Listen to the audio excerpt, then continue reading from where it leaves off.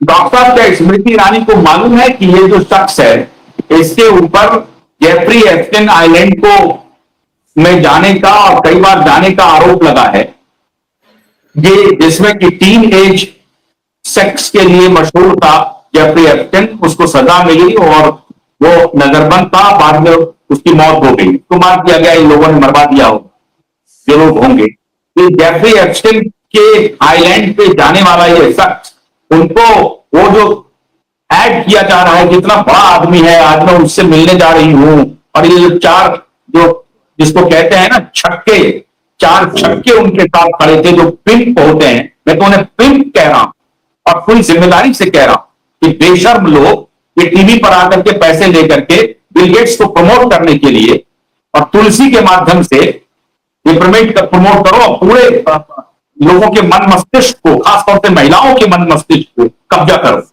और ये कहे कि बच्चों के ये हितैषी हैं। ये बिल गेट्स का bill and Melinda Gates foundation कोई फिलैंथ्रोपी ऑर्गेनाइजेशन नहीं है, ये जरा बता दीजिए सर, इनके स्टेक्स कहां हैं? ये इनके क्या है कि इनको अभी नंबर 1 एजेंडा है एचपीवी वैक्सीन प्रमोट करना है ऑल गर्ल्स में, तो ये इसीलिए ये जो सीरियल है ये डायरेक्टेड एट वुमेन है और ये अभी काफी ऑपोजिशन आ रहे हैं एचपीवी वैक्सीन का, तो इसको ओवरकम करने के लिए ये एक चाल चला है इन्होंने। और इनका तो कुछ एक बार सर मैं मैं दर्शकों को बता दूं, जो दर्शक ये समझ रहे हो, और जबकि पिछली बार जब मैंने स्मृति ईरानी के ऊपर सवाल उठाए थे तो बहुत सारे दर्शक नाराज हो गए। मैं आपसे हाथ जोड़कर प्रार्थना कर रहा हूं, राष्ट्र से समझौता नहीं कर सकता और अपने प्रधानमंत्री को गुमराह करने वालों को अब खुली इजाजत नहीं दे सकता। इन्होंने बहुत गुमराह किया हमारे प्रधानमंत्री को कोविड के दौरान, और जिसकी वजह से उनको इन लोगों ने घेरा। ऐसे ही लोग जो उनके सिस्टम के अंदर घुस करके उनको गुमराह करते थे, हम अपने प्रधानमंत्री को अब गुमराह नहीं होने देंगे और अपने प्रधानमंत्री तक सही सही जानकारी देंगे और आपको भी जानकारी दे रहे हैं। Bill and Melinda Gates foundation जिसके माध्यम से ये फिलैंथ्रोपी का वर्क करता है, ये फिलैंथ्रोपी ऑर्गेनाइजेशन नहीं है। कैसे? अब इनका देखिए इन्वेस्टमेंट कहां है। ये खुद माइक्रोसॉफ्ट से हट करके माइक्रोसॉफ्ट का स्टेक रखे हुए 27%। दूसरा जो इनका मेजर इन्वेस्टमेंट है वो है बर्कशायर हैथवे में 25%। अब बर्कशायर हैथवे क्या है? अब बहुत सारा काम करती है वो, जिसमें केबल का नेटवर्किंग है, ये है वो है, बहुत सारा टेक्निकल कंपनी है, उसमें उनका इन्वेस्टमेंट है। और तीसरा है इनका अपशिष्ट प्रबंधन, जो वेस्ट मैनेजमेंट कहते हैं, वेस्ट मैनेजमेंट पे भी इनका इन्वेस्टमेंट है और कचरा को वो सोना बना देते हैं, वो ठीक है। और ये सबसे पैसे बना रहे हैं, ये अलग अलग कंपनी को ये पैसा दे रहे हैं, उससे पैसे बना रहे हैं। ये सोशल एंटरप्रेन्योरशिप नहीं है। और कहानी सुनिए, चौथा है इनका Canadian national railway. Canadian national railway में 12% का स्टेक है, 12% स्टेक है bill and Melinda Gates foundation का। अब आप सोचिए, एक तो माइक्रोसॉफ्ट में 27%, bill and Melinda Gates foundation का अपना स्टेक 1986 में जो इनका 49% स्टेक था, उससे घटा करके 1% कर दिया, लेकिन फाउंडेशन का स्टेक 27% है। और फिर आप देखिए चौथा जो है कैनेडियन नेशनल रेलवे में 12%, इसके साथ कर रहा है, प्रॉफिट के साथ मिलकर के काम कर रहा है। और ये जो 4 शेयर हैं, यही 4 प्रोमिनेंट स्टेक हैं bill and Melinda Gates foundation के। और उसके बाद ये हेल्थ केयर में, ये है इनका इन्वेस्टमेंट। तो ये फिलैंथ्रोपिस्ट नहीं है, ये व्यापारी हैं, फिलैंथ्रोपी की आड़ में पैसा बना रहे हैं, क्योंकि इनको पता चल गया था कि माइक्रोसॉफ्ट के दिन लगने वाले हैं और आज माइक्रोसॉफ्ट का भारत का अपना जोहो रिप्लेस कर रहा। आप देखिए जोहो के चेयरमैन की दिनचर्या सर, साउथ इंडिया में गांव में जाकर के उन्होंने जोहो स्कूल ऑफ लर्निंग खोला है, जहां वो फ्रेश ग्रेजुएट्स को या +2 के बाद जो पास आउट हो रहे हैं स्टूडेंट, उनको ला रहे हैं, उनको ट्रेन कर रहे हैं, उनको टेक्नोलॉजी समझा रहे हैं और वो मिरेकल कर रहे हैं। आज वो RTI लॉन्च हो गया, जो व्हाट्सएप का एक प्रकार से रेप्लिका हो गया। तो अपना एंडोजेनस जो ऑपरेटिंग सिस्टम है, उस पर हमारे इंजीनियर काम कर रहे हैं 1996 से, लेकिन हमारी सरकार को पता नहीं करने दिया, लगने दिया इन माफियाओं ने, और माइक्रोसॉफ्ट ने पूरा कब्जा कर लिया।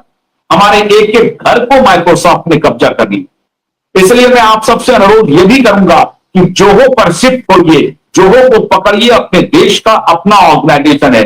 अब डॉक्टर साहब अब जरा ये बता दीजिए कि एक तो इनका bill and Melinda Gates foundation जो कि WHO को कंट्रोल करता है, गावी को कंट्रोल करता है, हमारे हेल्थ पॉलिसी को जैसा आपने बताया उसको कंट्रोल करता है, और सभी प्रॉफिटेबल कंपनियों में इनकी हिस्सेदारी है। ये है bill and Melinda Gates foundation, जिसकी जानकारी मोहतरमा स्मृति ईरानी को नहीं। क्या स्मृति ईरानी अपराध कर रही है डॉक्टर साहब? इनको देखिए, दो चीज है, एक तो पॉलिटिशियन है वो, और दूसरा अभी कमर्शियल इंटरेस्ट है। She has gone back into series. तो जहां पे कॉमर्स आ जाता है, जहां पे पॉलिटिक्स आ जाता है, तो इनको अगर फायदा देखते हैं, वो देखते हैं कि ठीक है, जब तक लोग नजरअंदाज है, जब तक लोगों को गुमराह से हमको फायदा है। साइंस तो कहीं है ही नहीं यहाँ पे प्रोपेगेंडा है, फिल्म है, प्रोपेगेंडा है। साइंस को तो भी पहले ही खरीद लिया उन्होंने, अपने साइंटिस्ट को ग्रांट दे दे के, तो साइंटिस्ट लोग चुप रहते हैं, और बाकी ये मौका देखते हैं, और सभी देख रहे हैं, क्योंकि आपने जैसे कहा इतने सालों से आपके जो हमारे आईटी के सबसे ज्यादा टैलेंट हमारे इंडिया नॉलेज पावर है आईटी का, पर पूरे हम वेस्टर्न कंट्रीज में सब चले जाते हैं, क्योंकि यहाँ पे उनका ये नहीं है। डॉक्टर्स क्या हो गया पता नहीं, कि डॉक्टर्स हमारे यहाँ संक्रामक बीमारियां इतना तजुर्बा है, हम अभी भी सीडीसी और WHO से गाइडलाइन क्यों लेते हैं? हमारे खुद के बॉडी, हम क्यों नहीं लीडर है हेल्थ पॉलिसी में? World should follow health policy. तो काफी कुछ गलत हो रहा है, और ये इनके नजरिया नहीं रहते हैं। ये वेस्टर्न जो बिल गेट्स तो डॉक्टर है नहीं, वेस्टर्न डॉक्टर से भी मेरा इंटरेक्शन हुआ था, महामारी के टाइम इंटरेक्शन हुआ था। अमेरिकन यूनिवर्सिटी का पब्लिक हेल्थ स्पेशलिस्ट आया था, जब महामारी चल रहा था, वो हमारे स्टूडेंट्स बोलता हूँ भेजो, हम उनको सिखाएंगे। मैंने बोला आप मेरे साथ चलो फील्ड में, हम आपको सिखाते हैं। वो डर गए, बोलते हैं महामारी के टाइम आप कैसे जाओगे? मैंने बोला आप फील्ड में ये है कि पब्लिक हेल्थ कैसे सीख सकते हो? लैपटॉप से कोई सीखता नहीं है पब्लिक हेल्थ। उन लोग लैपटॉप से मॉडल्स बनाते हैं और प्रोजेक्शन करते हैं और कहते हैं इतने जाने बचा ली वो, और लोग इंप्रेस हो जाते हैं। वो इतना डर गए, मैंने बोला ये रहा मेरा कार्ड, आपके स्टूडेंट्स आएगा मैं तो उनको फील्ड में ले जाऊंगा। तो वो घबरा गए। स्टैनफोर्ड के प्रोफेसर से मेरा बात हुआ, वो भी बोले कि आप लोगों को इतना ज्ञान है। अभी वो स्टूडेंट्स हमारे कॉलेज में भेज रही है अगले साल, बोलते हम भेजने को तैयार है, आप उनको सिखाओ एपिडेमोलॉजी। वो स्टैनफोर्ड की प्रोफेसर बोल रही है, उनके बच्चे आ रहे हैं। और अभी हम क्या करते हैं, उधर से वेट करते हैं कि WHO उधर बैठा है, स्विट्जरलैंड में कोई एक्सपर्ट बैठा है, कोई CDC बैठा है, कोई एंथनी फॉची हमको गाइड कर रहा था कि लॉकडाउन लगा दो, ये लगा दो, टीके लगा दो।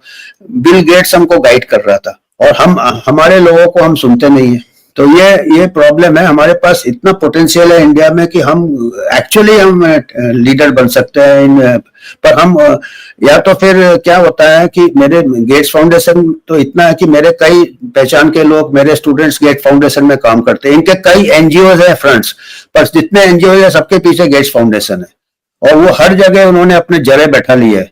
यहाँ तक कि वो जो गवर्नमेंट प्रोग्राम्स है, जो स्टेट गवर्नमेंट है, उनको सबोटाज करते हैं। जब वो फंक्शन है तो उनको अपना पॉलिसी इन्फ्लुएंस करते हैं। और यहाँ तक कर दिया है कि गवर्नमेंट सर्विसेज को इतना कमजोर कर दिया है कि लोग भी खुश है कि कम से कम कुछ हेल्थ केयर मिलता है, और वो सोचते हैं कि गेट्स फाउंडेशन कुछ कर रहा है हमारे लिए। तो वो ऐसे करके 20-30 साल से, और अभी तो सोशल मीडिया में भी आ गया है, सास भी कभी बहू थी, तो वो हर चैनल में एक चैनल में आएगा, धीरे धीरे बाकी चैनल भी उसको बुलाएंगे। तो वो तो पूरा माइंड कंट्रोल हो गया है, पूरा ये कंट्रोल हो गया। तो ये बहुत डेंजरस है ये।